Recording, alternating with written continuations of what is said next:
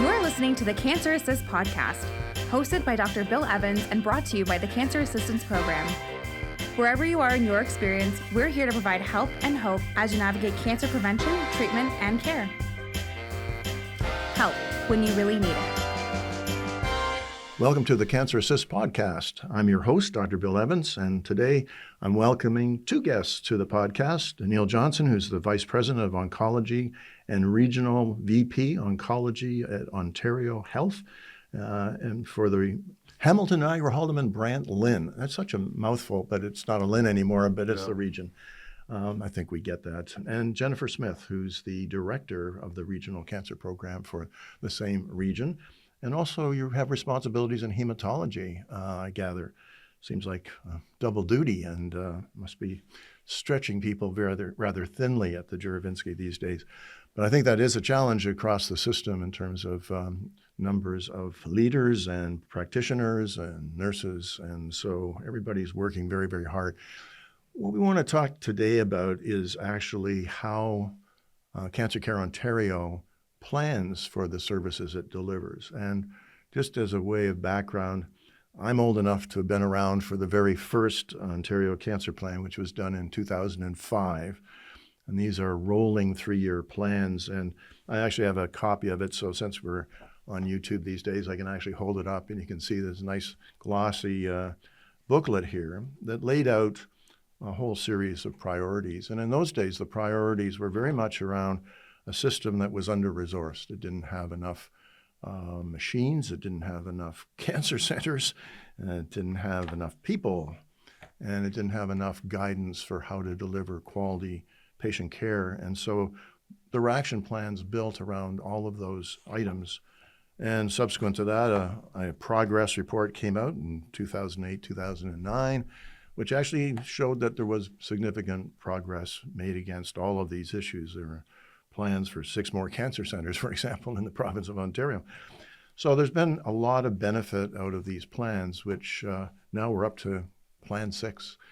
And I think it's one of the features that makes the cancer system in Ontario one of the best in the world. But there's always room for improvement, right? And so Plan 6 is what we want to talk about and what some of those improvements will look like and how they might be implemented in our region. So you've lived through a number of these plans as well, Neil, and you might want to give your own impression of how effective they've been before we just dive into Plan 6 and some of the topic areas there that are flagged for future development. Yeah, happy to, Bill, and it's always great to meet with you, Bill. We always have, Bill and I sat at the provincial leadership table for a number of years together, and so it's always good to reconnect with you and obviously with your listeners in the podcast. Thank you. You know, you're right. I mean, you can't improve a system, whether it's a cancer system or a healthcare system, if you don't have a plan. And I believe Cancer Care Ontario has been very successful really over the last 2 decades, right, about organizing plans, but also executing on them. I mean, a plan without execution is nothing. It's nothing. You know, we might take a little baby step back and just say to people, there is a Cancer Care Ontario. What is that? Yeah. And it has morphed a bit now into a bigger organization called Ontario Health, but maybe just step back and say a little bit about it. Let me give you a little bit of a background. I love the history of this because I think if you don't know the history of organizations, you can't sort of understand the culture and how they've come. So if you go back into the 1900s, it seems like a long time ago, but it is, I guess, now. In the 1930s and 40s, I mean, there was very limited cancer treatment available. Radium was just coming online, and there was the need to create centers around radium because there was very little radium to be had in radiation. And so, there was a Royal Commission struck, or an Ontario Commission that was struck, that said that we needed a cancer system, and that's really what gave birth to the Ontario Cancer Treatment and Research Foundation. Now, your listeners may want to know that the inimitable Dr. Bill Evans actually has a role in naming the current Cancer Care Ontario. Now, I'm led to believe, and you can tell the story later if you want, Bill, but the name change from OCTRF, or the Ontario Cancer Research and Treatment Foundation, to Cancer Care Ontario. Bill had some small dealing with that, but I'll leave that for later in the podcast maybe. But over time, Cancer Care Ontario ran cancer centers, but didn't really have oversight to things like cancer surgery, recovery, palliation, and so forth. And so in 2004 or thereabouts, Cancer Care Ontario changed and became really a planning organization, an improvement organization, and the hospitals took over the operations of the cancer center. So, for instance, the Juravinski Cancer Center here that Hamiltonians will be well familiar with. And so over that period of time, though, we've launched cancer plans, the full measure of the cancer treatment journey from screening and prevention all the way through to treatment, be it surgery or chemotherapy or hematology malignancies that Jen oversees at our center, and as well radiation. So really a whole continuum of services. And so one of the principles, though, that we operate on is to develop plans and execute plans at the provincial level. And you're a good friend of mine, Mary Gospodarowicz, Dr. Mary Gospodarowicz, who's an internationally recognized leader in cancer services. I was at a meeting with hospital executives 2 years ago, and she talked about this very thing. What's the state of the art with cancer planning across the world? And of course, all of the developed nations have cancer plans. Even a lot of the developing nations in the world have cancer plans. So no matter where you are in the world, there is a planning mechanism to improve services for cancer patients because the impact of cancer on our society is so large. And so Ontario is not alone, but it's been very successful in doing its plans. And the last comment I would have on this part of it, Bill, is that the plan is really developed with three component parts, or the inputs of three component parts. First of all, it has to be oriented in what the patients need and what the patients want. And so we make a specific emphasis on engaging patients about what's important to them. And so, for instance, I sat on the plan that developed, or the committee that developed the 6th Ontario Cancer Plan, which we're going to talk about today. And a patient was co-chairing that work right there. And so it was really important to have that feedback there. Secondly, and you'll appreciate this from your experience, it's got to be evidence-based. We have to be using the best evidence to inform what we're going to be investing in. The example that I would use more recently is lung cancer screening. So we've launched lung cancer screening across the province, and based on your professional experience, you'll understand this quite well. And in Hamilton, we've launched it at St. Joseph's and are going to be expanding that out. That was based on key clinical research that was done probably less than a decade ago that really showed that screening in a certain way will lead to improvements in length of time that people are live with the disease and the survival and the morbidity mortality rates of that, right? So it's got to be anchored in good evidence. And then the third component really is making sure that those who are providing the care have voice in the process, right? Because they're the ones, the oncologists, the nurses, the pharmacists, the dietitians, social workers who see the challenges day in, day out. And so that's a really important part, to have them, give voice to that, what they see, and see that into the plan. So those are all the inputs.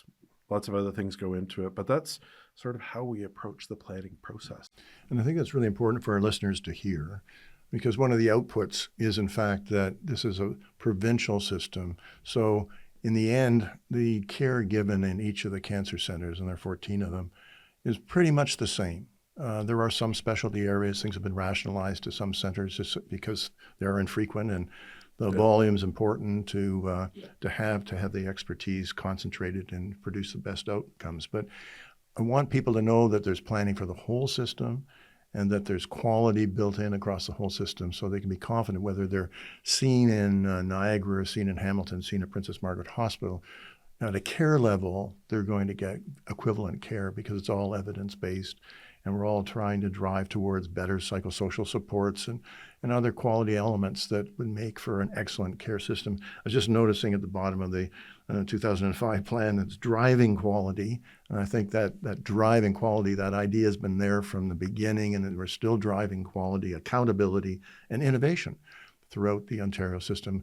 So, and I think that's what each of the successive plans have tried to do, and identify the next area where we can innovate, or the next area where we can add quality to the whole system, so that the patient experience and the provider experience are enhanced. So that's really behind the idea of having this podcast, is to try and make our listeners more aware of just how things happen. It's not by happenstance, or one doctor over here thinks that this is the best way to treat cancer. We don't have that. We have a system that's based on evidence, and that there's very careful planning that's gone into it. And I think there's interesting evolution in the planning, because I think we can always use more resources and certainly more funding for the resources, but we have cancer centers that are well distributed across our province now. They weren't before. So that was addressed from the very first cancer plan, that we needed to have more centers and distribute them appropriately. The human resource planning is much more sophisticated than ever before. And there's a really excellent mechanism of generating evidence, not just around treatments, but on organization of systems through our program in evidence-based care that's based here at McMaster. Those things, as you were referencing, the evidentiary base is so important, that we don't do things just because somebody thinks it's a good idea. It's based on solid research. And so I think we've seen successive improvements in the cancer system in each of the plans, and we won't review all 5 plans that get us to It'll be a little bit of a test for us. We might have to have a 6-part series or something. But the Ontario Cancer Plan, I find interesting because of where it's emphasizing things. There's some things that are kind of become top of mind within not just healthcare, but I think more generally, the whole notion of equity. I think some of it comes out of our discussions around what we've done as colonists to our Indigenous people. But then we also recognize we're a pluralistic society, and we have many different groups here. And are there groups that are being disadvantaged in any way and don't have access to the cancer center? So that's really the first block in this new cancer plan. I'm sort of interested to hear your thoughts on the relevance of that to the Hamilton, Niagara, Brant area, Haldimand, Brant area. We clearly have pockets of marginalized communities in terms of so-called code red areas in Hamilton, but Brantford and St. Catharines have their similar areas, maybe smaller, but they're nonetheless there. We have a large Aboriginal population, 6 Nations. So what does improving equity kind of look like in our region? Yeah, maybe I can start, and then I know Jen has a lot of good examples of her work more directly with our teams across the region. Going back to the plans, so if I could just for a minute, Bill, you talk about plans 1 through 5. Each one of them had a different thematic emphasis, yes. Right? So first one was around sort of back to basics, because we didn't know what cancer surgery wait times were, as an example, right? Building the foundations of new cancer centers and so forth, right? Somewhere down the road, I think it was 3 or 4, we got into person-centered care and advancing that notion that patients have to have voice in the system, right? And you're right, the next theme really is around equity. And here I am talking about scientific evidence base, but I'm going to make a non-scientific comment. And you can challenge me on that, but I think it's helpful for effect. I think the issue of equity is even bigger in the cancer system in terms of impact than smoking is and tobacco use is. When you think Explain yourself. Well, the inequities in our society leave many people behind. And so that health outcome is really, we see that every day. We see people who fall through the cracks, people who can't, who are diagnosed at end-stage disease, who could not even get to a screening site or don't have a family doc or have some other impediment in their life from a social determinants of health perspective. And so, we're leaving them behind. We plan the system historically, or many times it feels like we plan the system for well-off white guys like me. Yeah. And, the reality is that I can navigate the system. A lot of people can't. And so, what does that mean? Well, kudos to the work that you did when you were in my chair in my office, or what is now my office, I guess, with the mobile coach that we have that travels this region and takes cancer screening to these groups. But more than that, I think it's not only taking the services there, but it's the relationships that we're building with those community groups that represent and advocate for and deal with very subspecialized communities in our areas. That might be an immigrant community, it might be a very impoverished area of our society, and we're building those relationships with them so that we can better understand. I tell our team, the first thing that you can do is seek to understand and then develop the services around those things. But Jen, maybe you can share some of the things, in 6 months you've seen on the job here. Well, I think the mobile coach is such a great example of that. And it's not only about screening, underserved populations, but under-screened populations, and really using, a spirit of health promotion as a way of, providing information about why you should get screened. And then even more so when we speak of having that present voice and really making sure that either our Indigenous communities or our underserved communities are really helping with that co-design. It's developing those follow-up pathways for them should something be identified through screening. So that's definitely something that we've continued to focus on. And we've recently formulated new partnerships with some of our Indigenous communities and arranged some very robust follow-up pathways for them through Brantford or wherever the closest screening site or assessment site might be for them following that assessment. So I think that's really something that we're very committed to, in utilizing our Indigenous cancer team, our navigator, our patient coordinator, to really help continue to strengthen those partnerships and bring that voice forward.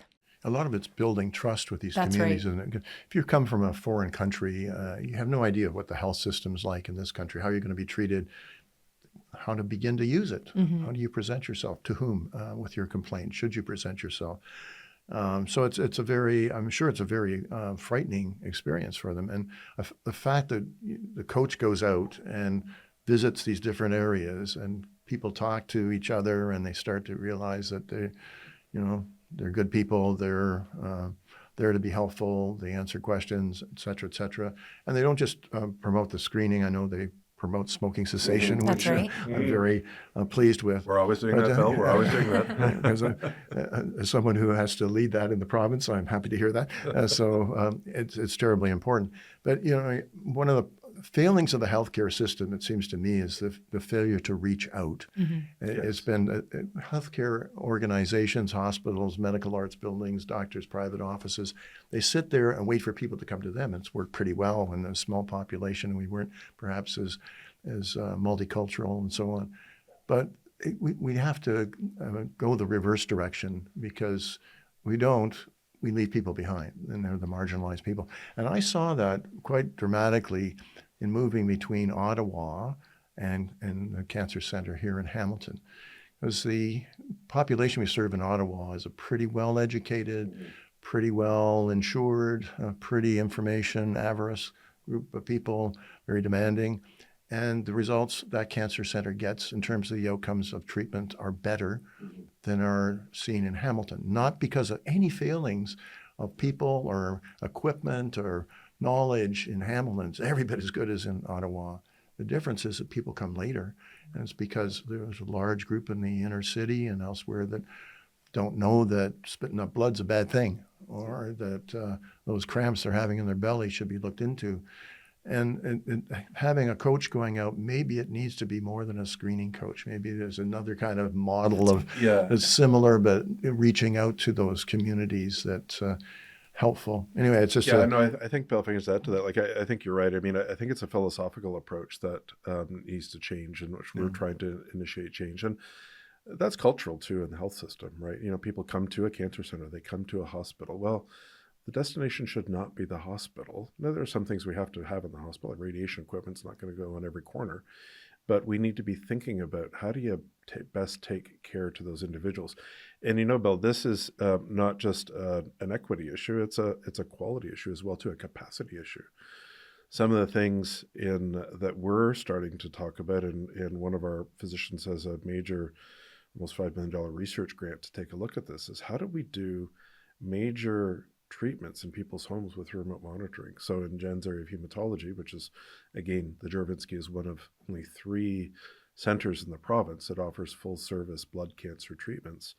How can we do things like stem cell treatments, CAR T infusions in people's homes?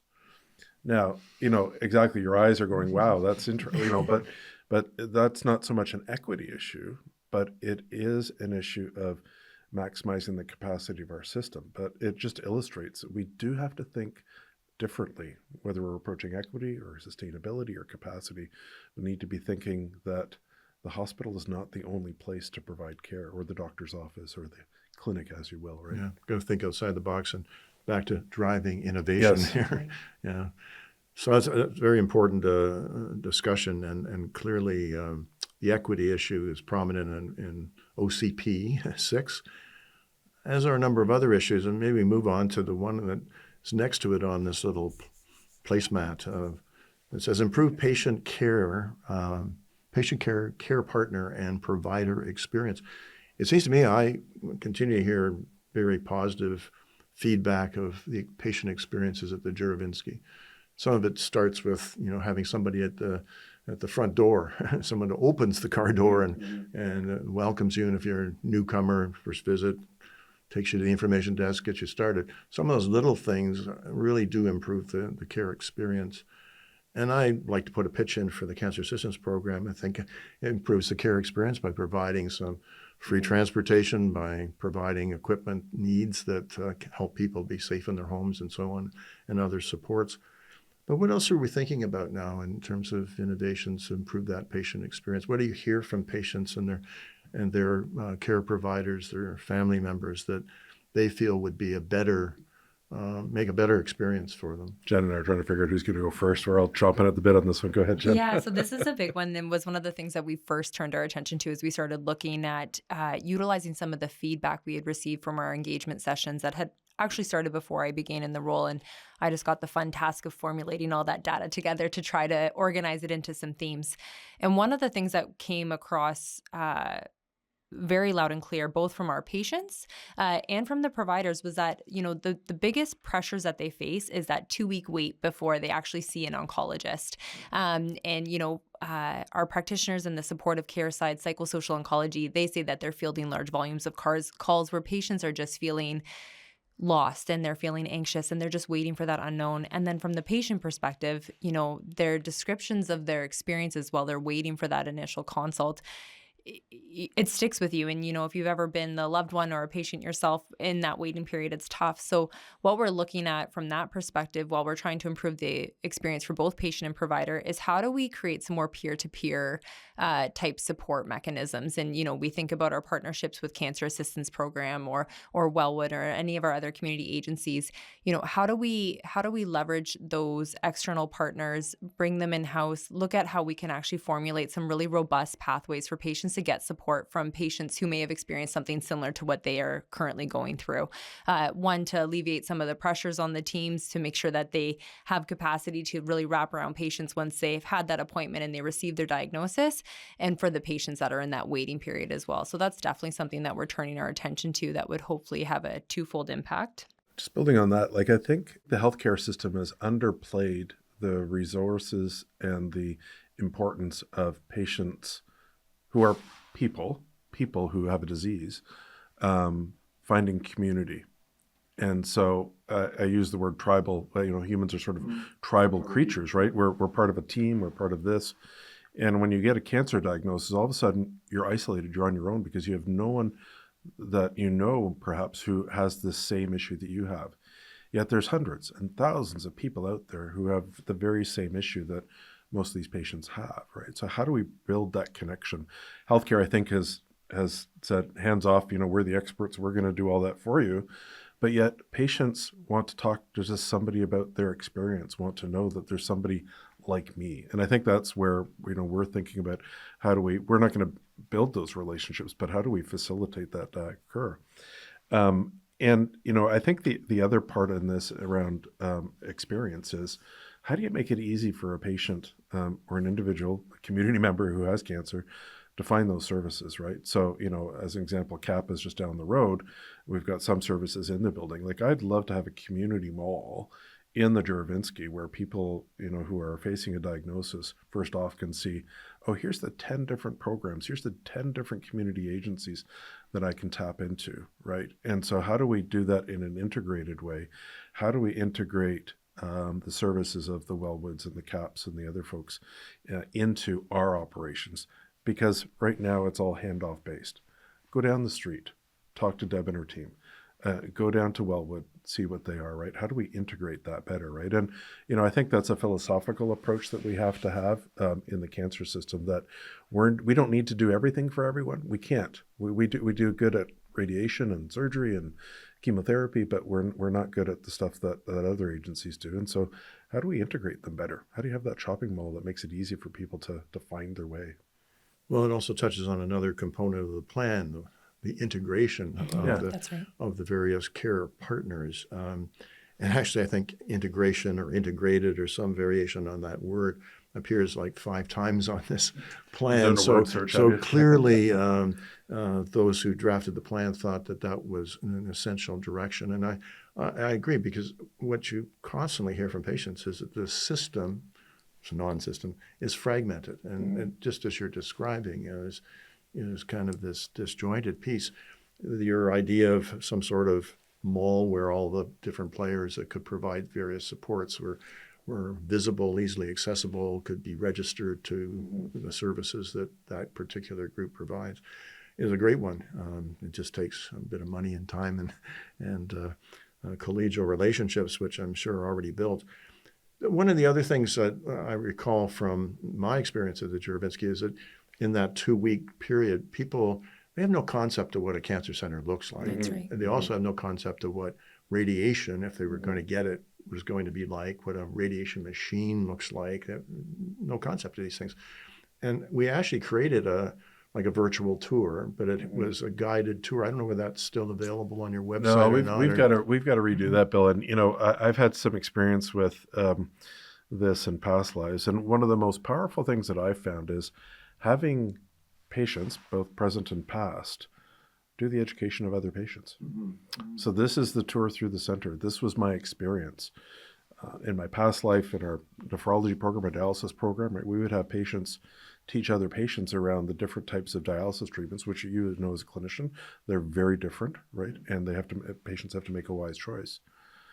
In the same situation, and it was well received, and patients love to hear from other people who have lived that experience. And so how do we have patients be the conduit of education and orientation as an example? Because I can tell them, Jen can tell them what the experience is like and how it's designed to occur. But the reality is they're going to be talking with people in the waiting room anyways, and they're going to be hearing about this experience or that experience. So how do we build that in at the front so that people have a more an easier onboarding time? It's challenging because maybe it's very specific to the type of cancer you have. What's going to happen to you if you have a lymphoma is going to be different than you have a colon cancer that's metastatic. So, but just even getting oriented to the building, what it's like, so it's not frightening when you arrive the first time, and you have a concept of the kinds of services that you're likely to receive. But getting all that information sometime in that 2-week gap sounds like a good idea if it isn't a problem of information overload, because as you know, some patients can't handle the diagnosis of cancer and the diagnostic tests and all this avalanche of information coming at them. So it is a sensitive thing to do, but different things work for different folks, so you have to have a menu of options that will I think that's meet the their point, needs. Bill. You have to have a menu of options, so it's there if you want it, if you want to use it. But if you don't, then later on you may want to go back to that. It's available there, and every experience is different. Every family experience is different, so it may not be the patient, it may be a caregiver, a loved one.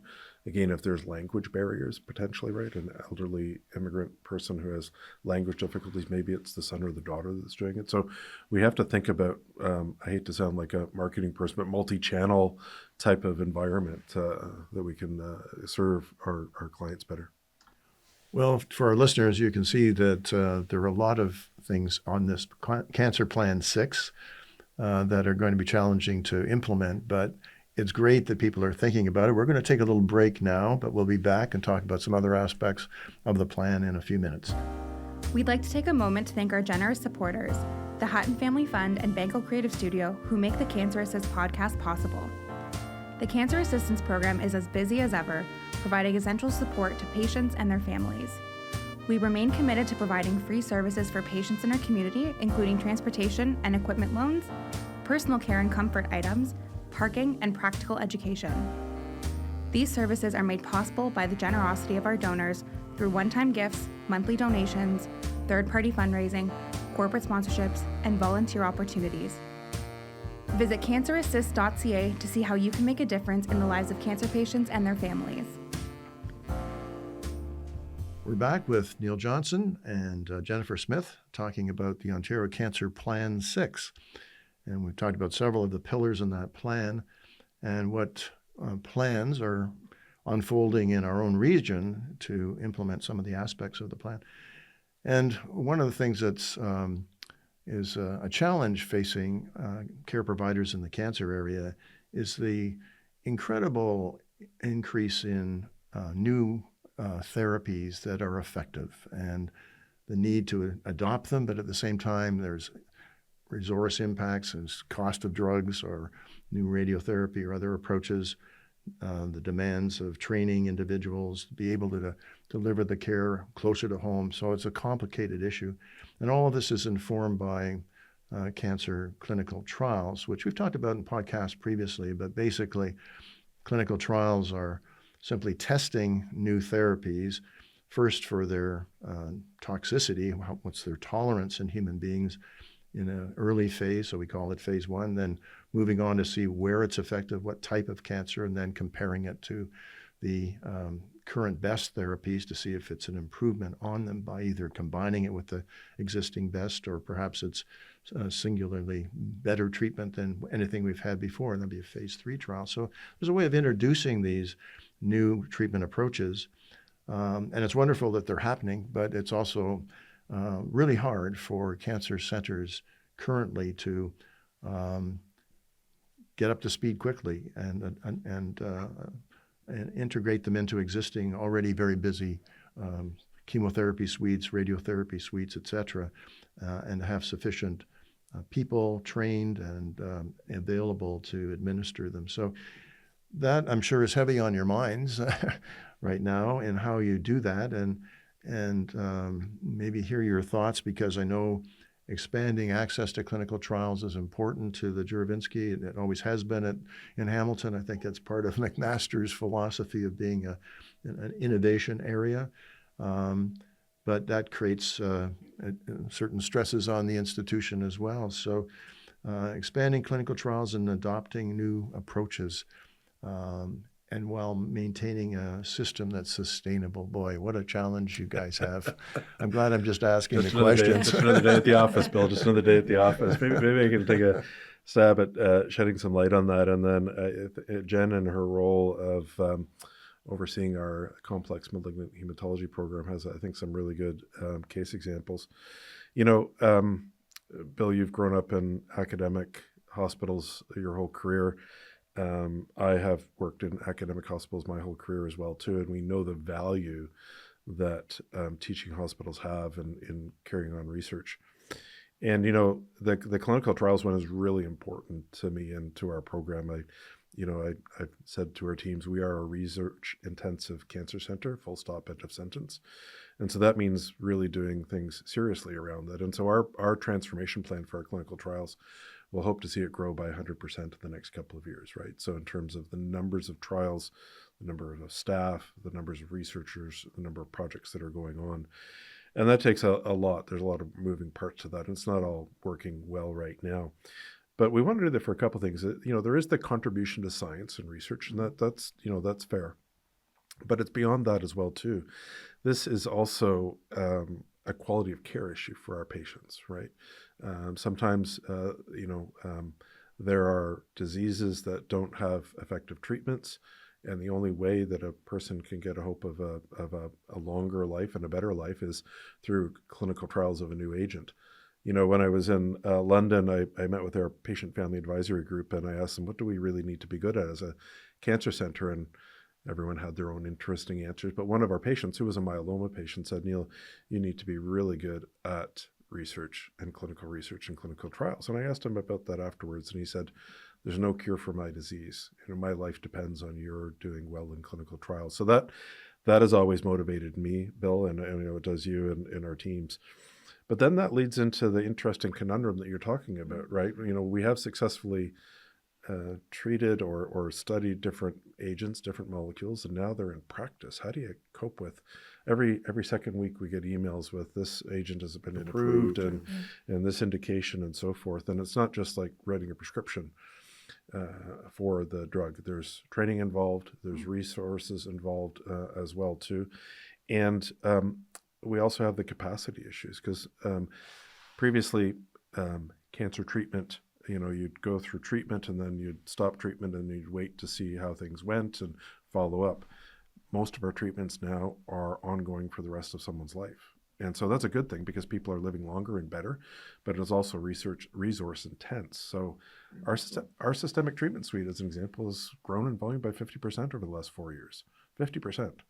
And so, I can't build a building big enough or quick enough to actually cope with that. Accommodate it all. Yeah. Yeah. So it goes back to that other philosophy about how do we not only adopt, but do treatments differently, not in the cancer center, perhaps somebody's home in a different alternate environment and so forth, right? So, Jen has some really good examples with the products I can never remember the name of, but. Yeah, I would, thanks to clinical trials and the access to it. I mean, we've learned a lot locally on the hematology side of the house about T-cell engaging antibodies, or bispecifics as they used to be known as. And, it was through clinical. You better try and explain that a little bit to our listeners. I know what you're talking about. Yeah. They may not. T-cell engaging antibodies. So it is a type of therapy that helps for a number of different indications for patients with blood cancers. It's a type of treatment that's innovative, and it does have some nuance in terms of some of the side effects that come post infusion of these medications that require some very specialized training and education for our staff and for our providers in terms of the administration of these drugs. So we actually, through clinical trials, were able to get some firsthand experience with the adoption of some of these therapies. And what I think it also did, while it was resource intensive at the beginning, and we really had to be very purposeful in our planning for how we would provide them, what it also did was it gave us an opportunity to be leaders across the region and even amongst other regions in terms of how we could continue to adopt this therapy now that it is, as more and more of these types of drugs are becoming approved lines of therapy for patients. So I think it's one of those, it was a key learning for me about how we really need to be make sure that we're mindful of how much we're promoting access and ensuring that we do have very robust processes in place and are doing a thorough impact analysis about what the pathway should be for patients as they receive these types of therapies, and lean on our partners to be able to help with some of that capacity once the drugs then do become approved and become those regular lines of therapy. So it's a good learning that I think can be applied to other clinical trials as well.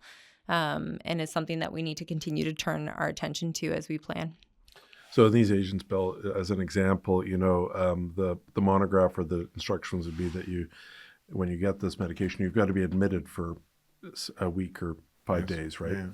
Yeah. And that's all well and good, but when you don't have any beds, it's hard to do that, right? Mm-hmm. But through our clinicians who are part of the research team who are doing this, gain familiarity with it, they've adopted a practice that doesn't require that level of admission, that requires a different way of doing things, right? So this is where being up front in the clinical trials, gaining the experience with these molecules and the real life treatments helps us optimize transition that, right? into the actual utilization. And then also other partner sites like Trillium Health Partners in Mississauga and other cancer centers around rely on us to give them that advice because they don't have that experience. They've not done the clinical trials. So there is I think a virtuous pathway between research and adoption. And to what extent can we use some of the virtual technology to facilitate, like so much of monitoring can be done remotely these days. Right. And I know there's a project going on, and I've forgotten what the name of it is, Predict or Prevent or something, that PJ Devereaux and Protect. Well, it's close. It was a P word. 2 syllables and a P word, yes. To monitor, starting with cardiology, but to move into oncology to try and, minimize the necessity of patients coming and being seen in a cancer center and hence freeing up some resource, but also making it better for the patient, and they don't have to travel, worry about parking, et cetera, et cetera. So, the creative use of technology applied to situations like that, with all the remote monitoring kinds of aids that we have, the wearables that will read off your blood pressure, your oxygen, what have you, can be helpful in that regard. So I guess we just have to keep looking for the innovative approaches to implement the really exciting changes that are coming in treatment. It's and Bill, I think that also helps with the patient experience as well too. A couple of weeks ago, we were on a provincial call, and one of the husband of a patient who unfortunately had to go to the States for for stem cell treatment, I believe, talked about his experience. Right, he had to live in Cleveland in a sort of a hotel for 100 days and couldn't be, with or far away from his wife, who was the patient. Couldn't be more than 100 feet away from her. Right, so you think about the disruption of that, massive disruption to your life, and the cost, 100 days at a hotel somewhere. Yeah, and so you think about the opportunity to reside in your own room, your own suite, but also have the backup of the experts at the Juravinski. It's pretty amazing to think about what that future could hold. So, we've got some active research trials underway with that. We want to make sure it's safe and effective, obviously, but these are the types of things we got to think differently about. Well, it's a huge challenge to think differently about, but how do you think differently about something like CAR T-cell delivery? The whole manufacturing process, the time it takes to manufacture, the time it takes to get it back, the infusion, the risk of some pretty serious consequences. How do you manage that differently? What are the hematologists thinking of doing about that? Yeah, I think the biggest challenge right now with CAR T is staying on top of what's coming next, right? We meet provincially, we meet locally to talk about what's in the pipeline, not only of what we currently have approved, but what's coming. And, there's new drugs that will potentially be approved coming in, early 2025 that represents CAR T as an option for patients for multiple myeloma that hasn't been introduced before. That's going to be, from a capacity perspective, from a planning perspective, that's huge for us locally and across the province as well. Right now, I think the way that we're thinking differently about it is we're really relying on our partnerships with some of the other hospitals, Trillium Health Partners, like Neil mentioned, Grand River Hospital and their cancer center, as they tried to develop their own cellular therapy programs, and really strengthening those partnerships we have for transferring patients of care, whether it be on day one post-transplant, so that we can really keep some of that specialized care for CAR T local while we continue to manage those patients, and then figure out how we can expand and support them in their onboarding and learning. So that's where we're really across the province trying to create some level of integration. We keep coming back to that word. But integrating across the programs, our 3 leading centers being Princess Margaret, Ottawa, and Hamilton, and then supporting our partner sites in their development of their programs as well to help build that capacity. So I think that's really how, on the hematology side of the house, we're trying to reimagine how we can deliver care while also keeping up to date with all of the new therapies and being ready locally as well. And Bill, this summer when we launched the Grand River program in partnership with Grand River, that was the first new stem cell program in over a dozen years in the province of Ontario, right? Yeah. So, and this is the type of work that we need to do with our regional centers. If they're doing those types of treatments for the patients that reside, or the people that reside in their communities, they don't have to come to the Juravinski, and then we're able then to do more of other things, and right? So it's a continual what's next type of approach.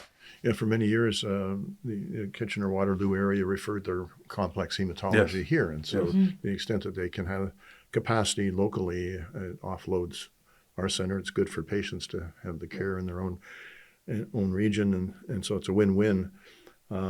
I guess we usually think about integration as more of a local phenomenon or regional phenomenon. You're really talking about a provincial integration of programs. So there's multiple levels to the integration word on the placemat here. So that's a good example of a provincial one.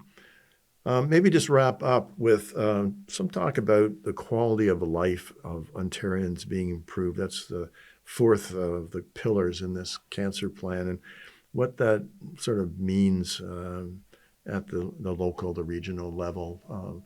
What are the things you're thinking about, or what fits into that pillar from a Juravinski Cancer Center point of view? Locally, what we think about, so some new reports, new data has been coming available from OHCCO that really looks at each of the regions and their survivorship data. And this is new as of June.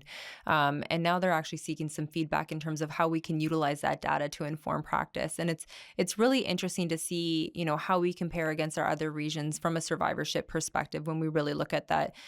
quality of life and providing care for patients beyond their acute cancer journey as they continue to live with it. And, the one thing I think about locally at JCC, how we can help with that is really continuing our partnerships with our Ontario health teams and the greater Hamilton Health Network to really make sure that we are engaging our primary care providers as part of this as well. I think historically, sometimes when patients receive that cancer diagnosis, their oncology team wraps around them and we kind of keep the primary care provider just waiting in the wings, if informed at all. And I think that has been a key learning to us that, they're so important at that screening side of the house and, in those initial early diagnosis stages. Well, how do we continue to leverage them and engage them as part of that, knowing that these patients are going to continue to have complex needs, beyond that acute treatment phase? So I think that's one thing that comes to mind for me in terms of how we can really focus on the quality of life for Ontarians is really taking a multi-provider approach and ensuring that we are engaging at all levels our providers to make sure that they're informed and able to support the patients. I think the other one, Bill, and it's funny, we've not even mentioned artificial intelligence in this conversation yet. That's I was afraid to go down that path. I know, but but I will bring that up. When you think about quality of life when you're in the cancer journey, this is a very complex treatments, and everyone comes with a different background, right? A different issue. We talked about social determinants of health a little while ago as an example, and so. We're starting to collect more data around people's individual circumstances, right, in their health record. So it's their record, not ours.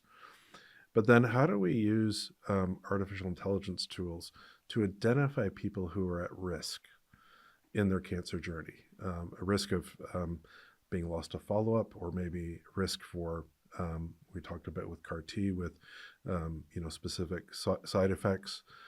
How do we make sure that we're thinking about those and then designing the services around them? I've got limited resources. I don't have unlimited resources. So the way I think about this is I need to make sure that the resources that I do have are prioritized to those with the highest needs. And, we've always thought that would be a great thing to do. But I think with AI and collecting some data around that, we can think about that differently and we can better predict and identify patients who are going to have challenges. We know we're doing some work at the Juravinski, taking a look at patients who come through our emergency department and our AI tools.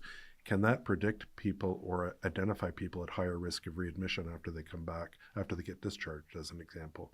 So I think there's lots of things on that. The other piece that strikes me is it's a digital world.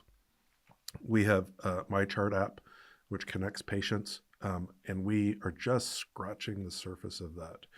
And I think I was just in the States a couple of months ago with our IT vendor, and the things that are going on in the States with people connected on a real-time basis with their care teams, just transformative. And that can also improve the experience, but also the outcomes as well, too. So we're just really scratching the surface of those things. So those things might be more of a Juravinski-specific intervention, but those are some things that, down the road, we're going to have to integrate into our thinking.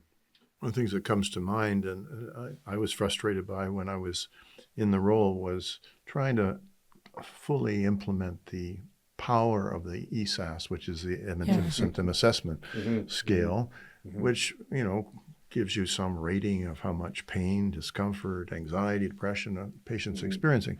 If you're not aware of those things, you can't begin to address them or direct them to services.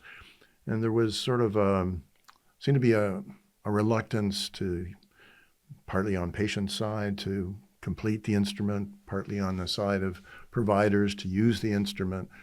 And it seemed like an opportunity lost to augment the quality of care of patients.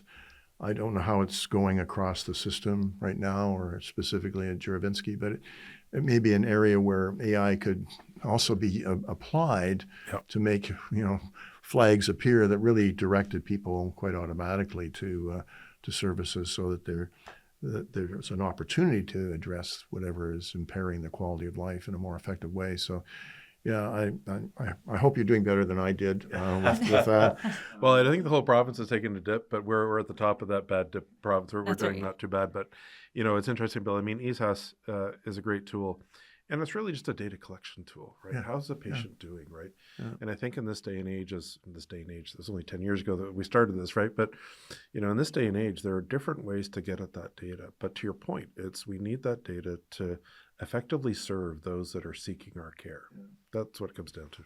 can't just collect the data for the sake of the No, data. no. You've got to be using it so it has No. an impact on the outcomes. I feel like a bit in a Cancer Care Ontario planning session in this podcast here. Maybe you felt like you were having to replan the OCP6, but to me, this has been a great discussion. I hope our listeners have benefited from it and got a greater sense of a lot of the hard work that goes into thinking about how to continually improve the system. And it has improved hugely since the very first cancer plan was done back in 2005. And will continue to improve as it evolves. But there will be the continued challenges, and that's why we need to continue to plan and make things better. Neil Johnson, Jennifer Smyth, thank you so much for your time and for your ideas and for being here today for the podcast. Thank you so much. Enjoyed it. Thanks. Thank you for listening to the Cancer Assist podcast. Find more episodes, resources, and information at cancerassist.ca or follow the Cancer Assistance Program on Facebook, Twitter, and Instagram. Thanks for listening.